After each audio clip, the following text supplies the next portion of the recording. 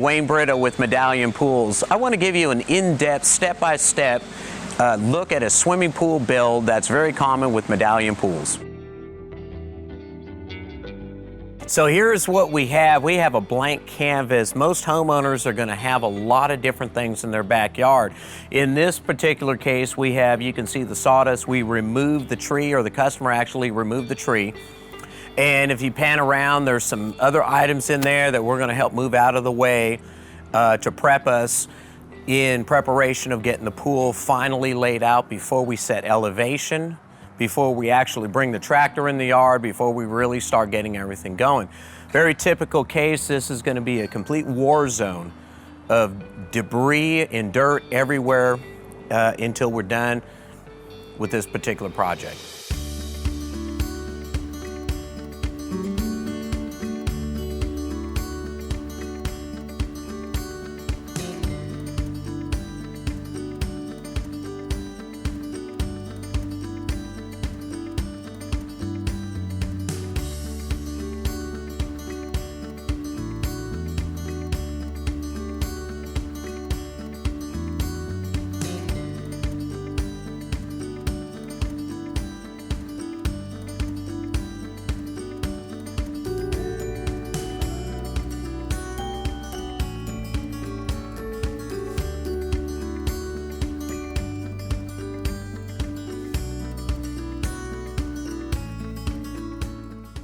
Next up, on this particular project, we're doing the custom in-floor engineered cleaning system. Now, normal projects, the steel would be going in next, but in this particular project, because it has an in-floor system, the plumbing hydraulics are going in.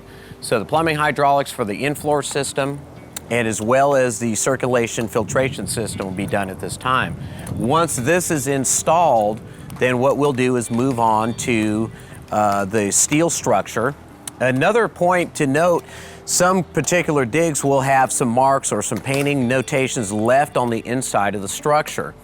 This is very particular and very common to each pool, depending on how the pool is to be built, whether a waterfall, a grotto, water features, large benches, whatever may be done, is some of the orange paint is what you'll see. These are the notes from the excavators to make sure we can do our check and balance, that the structure is ready to go ahead and install the steel once the plumbing is done. You can see the trenches down over here. Depending on how much access, you'll see plenty of hydraulic runs which are run around the pool, not in one stem, or i.e. running down the bottom of the pool, which is not particular to how we build. We don't heat the plumbing and bend it. We'll have glue joints that will go around the pool structure.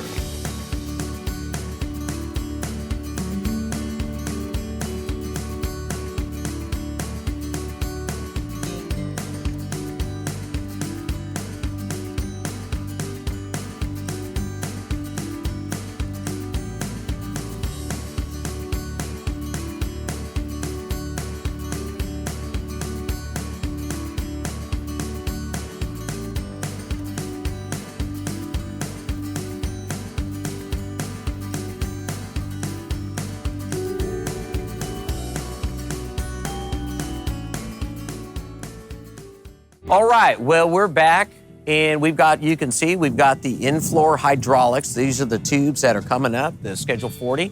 If you take a close look, you notice there is nothing heat treated. Big no-no, heat treating plumbing under the pool. Heating up PVC will weaken the structure of the PVC. The only time heated PVC can be used is on an as-needed basis or in a non-stress load. Now, in this particular case, we have the in-floor custom cleaning system installed, and we're now putting the steel in. Each particular pool has its own special call-out, depending on the depth, the break, the benches, etc. In this particular case, our minimum weave in the bottom in 3/8 steel is 10-inch on center. In some areas, it could get as close as 2-inch. If this pool were close to the foundation of the home, we could have a double curtain wall steel. There could be a number of different ways the steel can be done. Our standard call out is, as you see, for minimum of 4.5-inch steel bars on the perimeter or 4-bar box beam. Any type of structures, waterfalls, or anything else at this time will be steely and structure reinforced, ready for the gunite. Pools of this state shouldn't sit longer than a week or so. Any other type of timeline leaving pools could create some chaotic issues for the pool builder. In our particular case, our pools don't sit very long.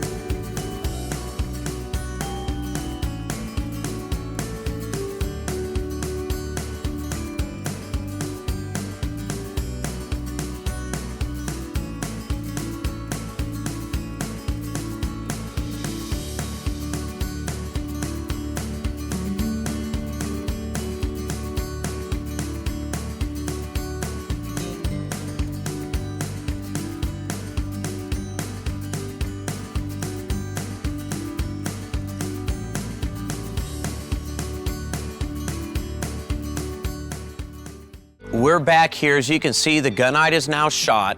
This is really the 90 to 95% of the structure that most homeowners will see before you get tile and stone. Now you can notice in the back here, you can see the support structure for the waterfall. You can now see the tanning ledge. You can now see the steps and benches. This is typically how most homeowners will see this, where they can start to see the pool coming to shape exactly how it was originally designed. Now, if you notice around the pool, there is still a lot of rough items that are taking place. This pool is already at the rough electrical stage.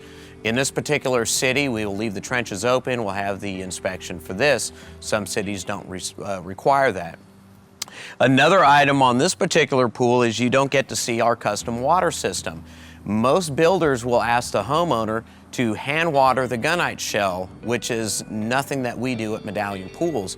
We have a custom watering system, and we take the responsibility to water the system. And this is how we offer, again, our lifetime guarantee structure, one-time transferable at no additional charge. There's no smoke and mirror with the gunite shell with us. It is shot right with the right sack mix, with the right density and the right PSI. As you can see how it's curing, you can see some of the white off-gassing, if you will, of the calcium coming out, which is particular to how gunite should look at this stage.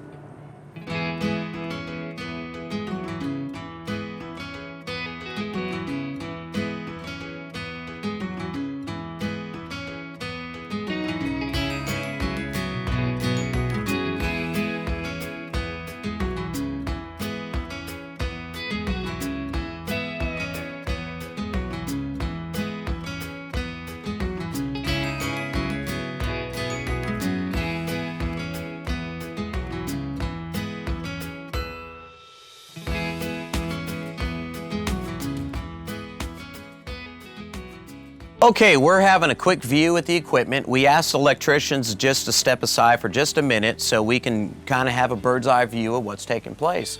We got our panel over here. We got our electronic salt unit, the AquaPure. This particular set of equipment is all Jandy. This also has a secondary pump for the in-floor system. Now, this may not be exactly what every homeowner gets, but it's pretty close depending on the orientation of the plumb runs and the hydraulics.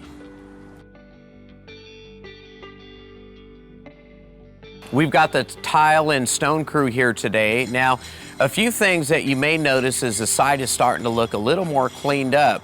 Now, the trenches are now filled in. This is our preparation getting ready for decking. Now, in this particular phase, we have the tile crew in the back. They are leveling the tile.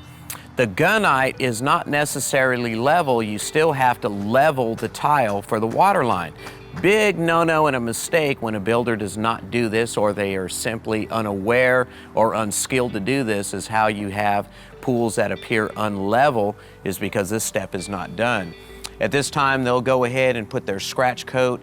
They'll do their water seal for the waterfall over here in preparations of getting all these things done. Typical tile and coping may take 2 to 3 days, depending on the size of the pool, the complexity, depending on the tile and what type of mix needs to be used. So there's many variances and not just one type of mix for everything. So these things may vary. Another thing that we can take a look at now is also the bond wire around here. Now, this bond wire is now exposed, and we can take a look at the next portion of our next major step is going to be the deck frame. or the actual steel equipotential grid that's going to be laid down. Most cities will ask for this inspection to prevent any type of electrocution.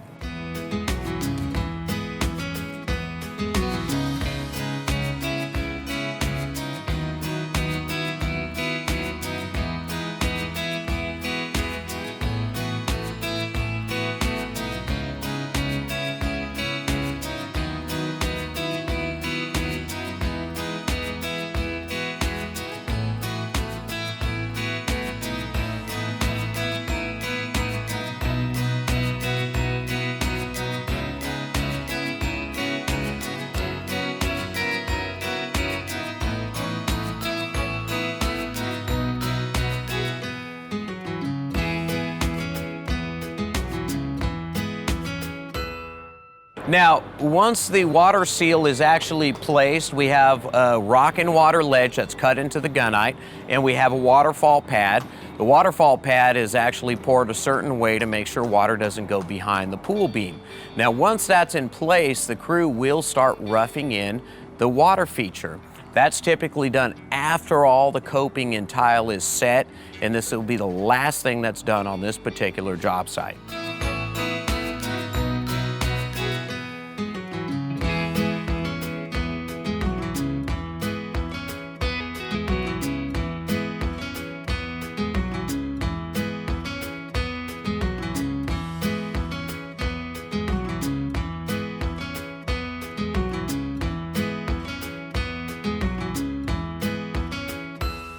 All right, we're back. We've got the deck frame here going on. Now, what you can see here is simply the substructure. We have the steel underpinning, we have the turn downs, and we have the form set. This is a very typical layout of how a deck frame would go. In this particular case, as there's no deck behind the pool structure, the bond wire will be exposed. That is part of the equipotential bond we talked about just briefly at the last segment. Another couple things to note, we can see the drainage that is now getting stubbed out. This is where the deck drains, or i.e. the overflow for this particular project is going to be. The next major step in this, once the deck is framed, is you can see the polyvoid. There is a little foam substrate that is going around the flagstone coping. That will get pulled out, and this is where we install our mastic joint that prevents water from going between the decking and the pool structure. The next major thing also inside the shell will be to stub out the floor heads and getting it ready for plaster.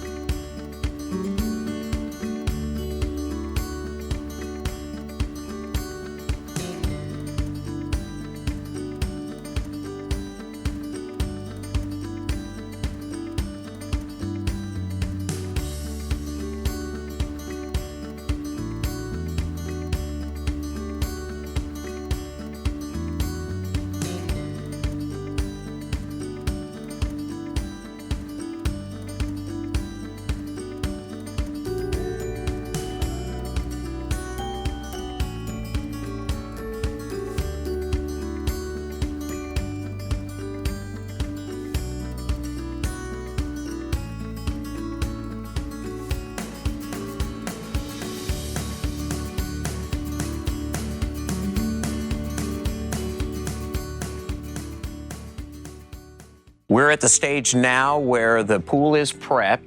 You can see a couple of different things down here. Number one, you see the little blue caps that are here. This is for the balanced hydraulic cleaning system. This is the in-floor system.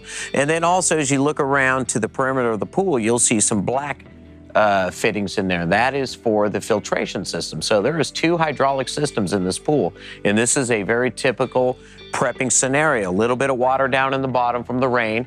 If the guys were here just recently and they did clean it, it's very normal, nothing to be alarmed about. Another item of notice is you can now see the depth thickness between the tile and the gunite. This is a very common question people ask: what is the thickness of the interior? You can easily see it is the thickness of the tile. That is very common on your steps and coves, maybe much thicker, but in your wall, in your coating, That is the thickness of how pebble and quartz or plasters will be applied to each pool.